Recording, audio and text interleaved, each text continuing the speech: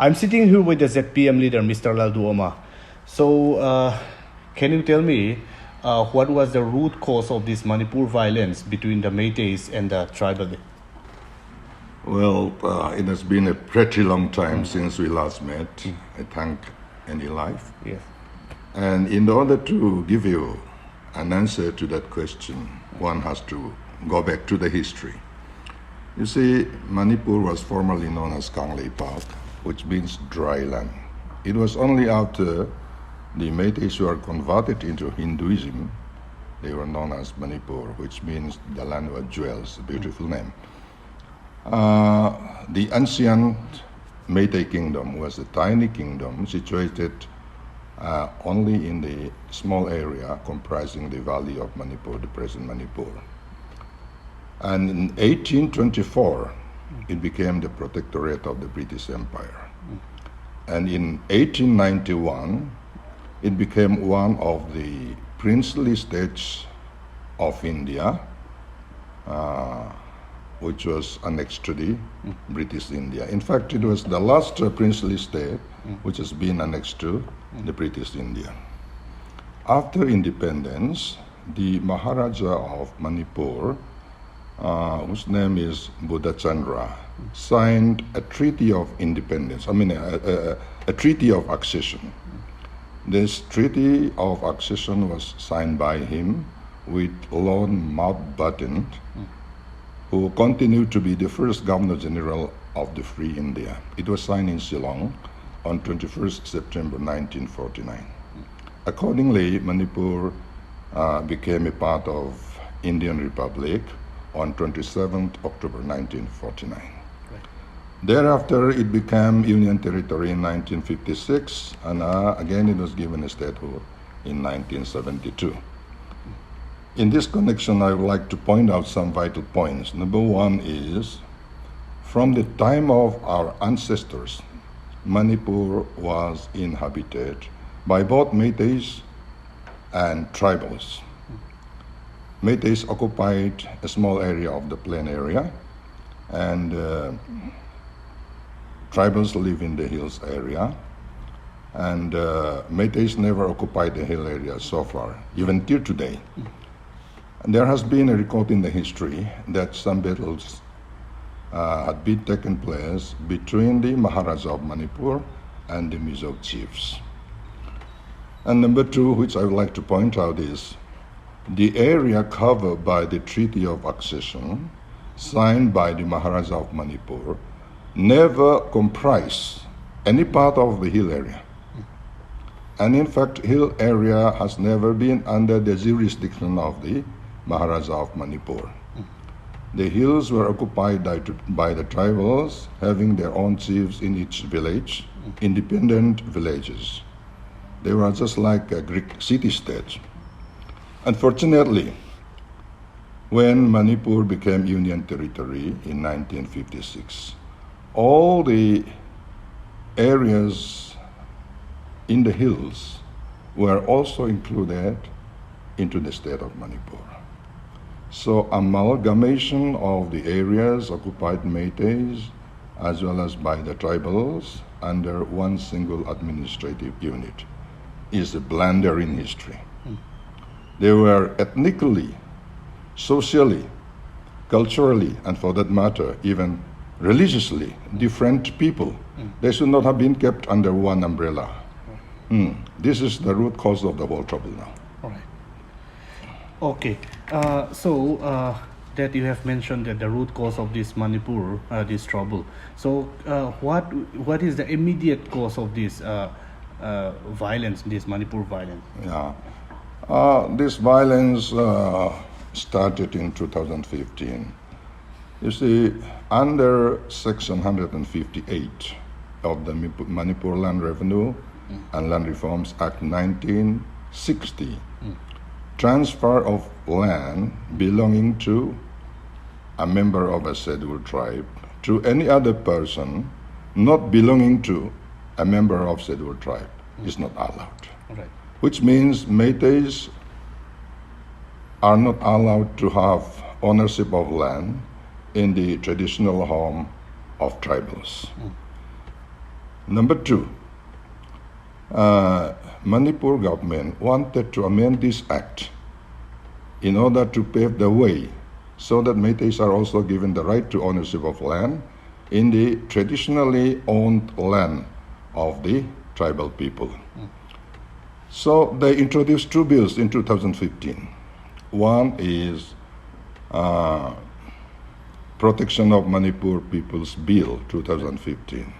According to this bill, any person who settled down in Manipur after 1951 should be treated as non-Manipuri people.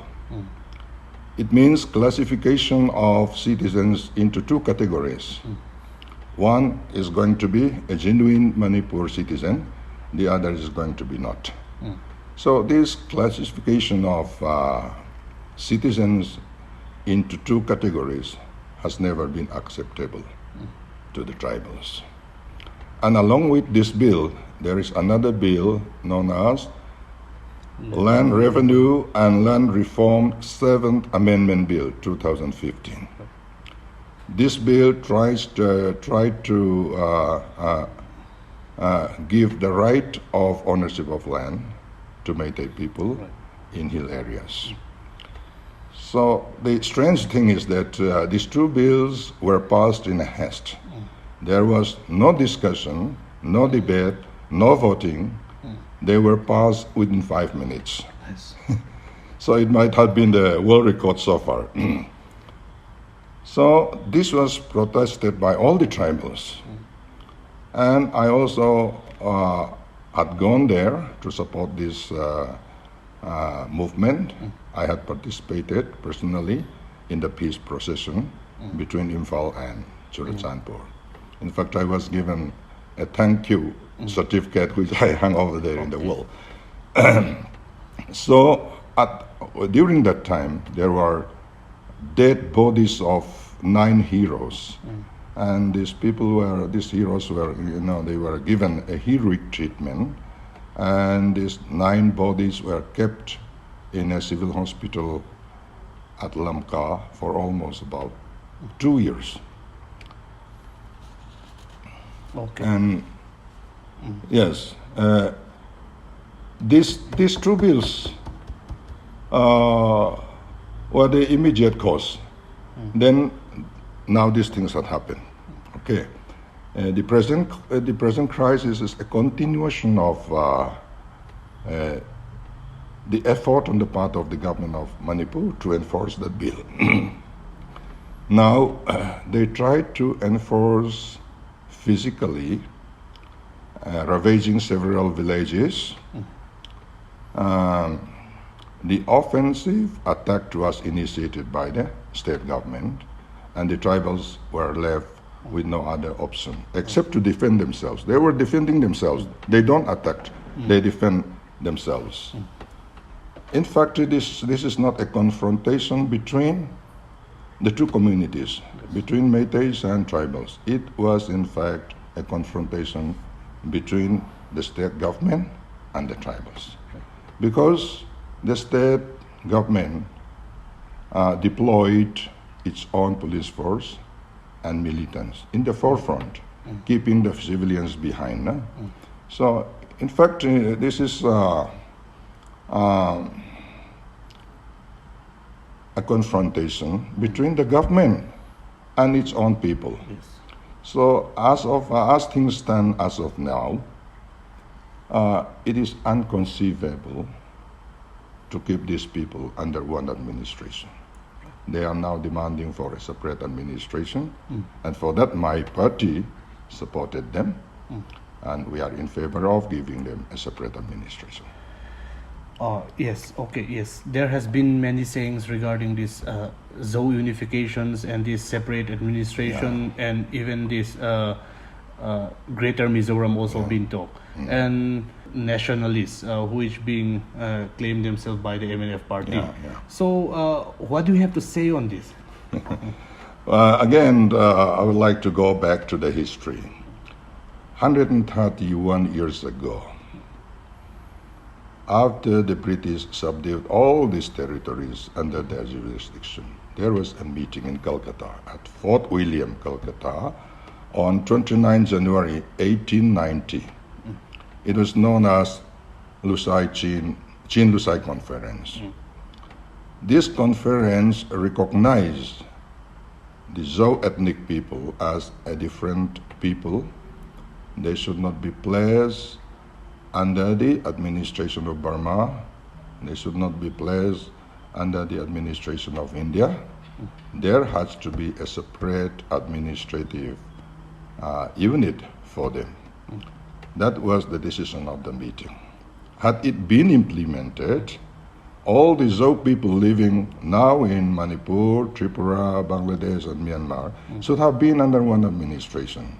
Unfortunately, due to the policy of divide and rule by the British, we are now divided into three.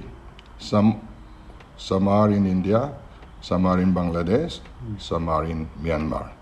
So the vision and dream of my party is there will come one day will come, when all these Zhou people were put under one administrative unit. This is our vision. And then regarding the Greater Mizoram, I don't want to use Greater Mizoram. I would like to prefer to use reunification of Zhou people. Yes. Under Article 3 of the Indian Constitution, this is possible. It is permissible. Let me read out. Article 3 of the Indian Constitution.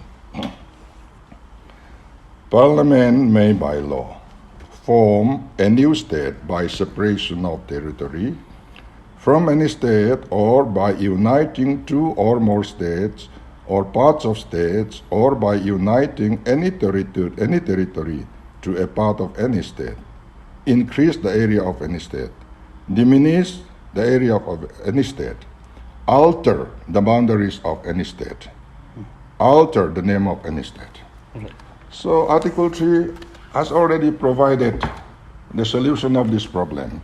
This Article 3 has been used so many times.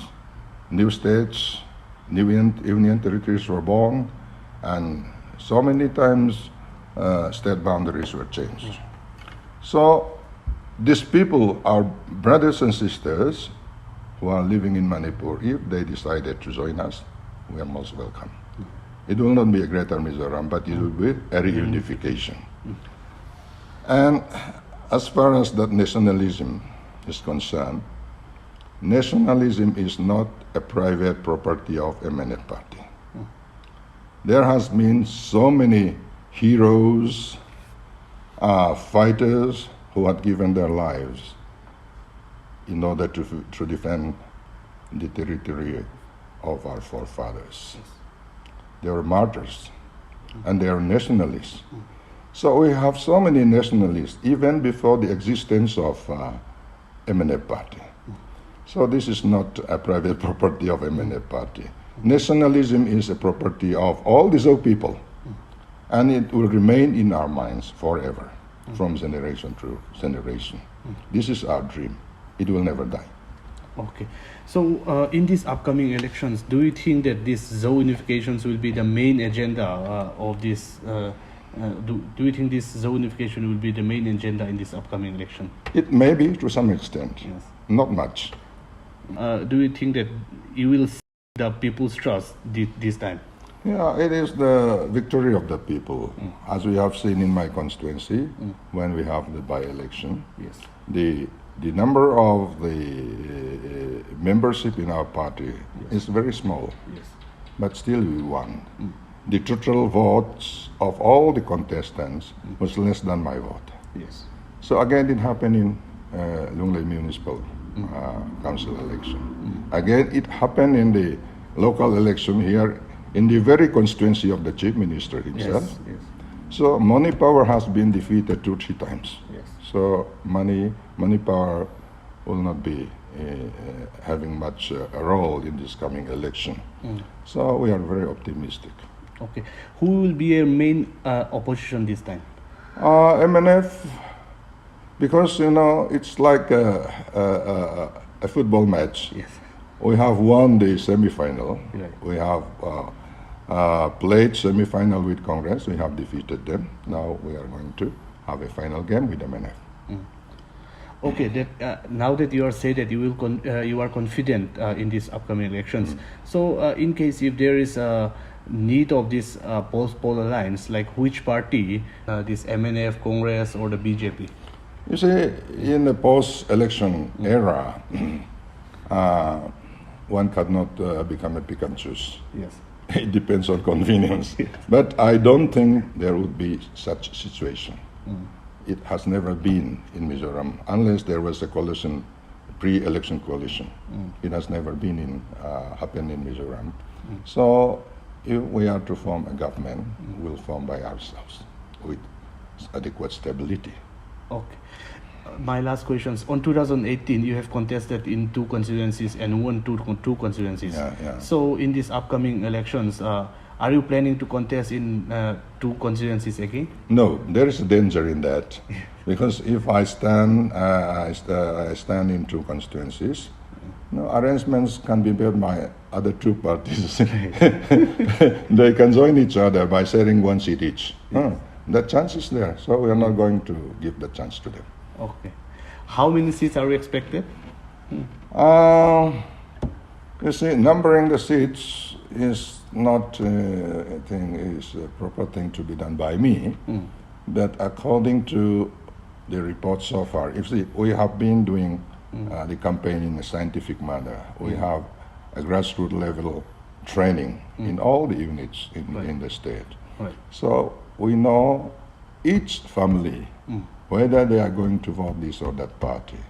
So according to this assessment, we stand at around 30. Okay. Maybe less or maybe more. Okay. Thank you so much, sir. Thank you.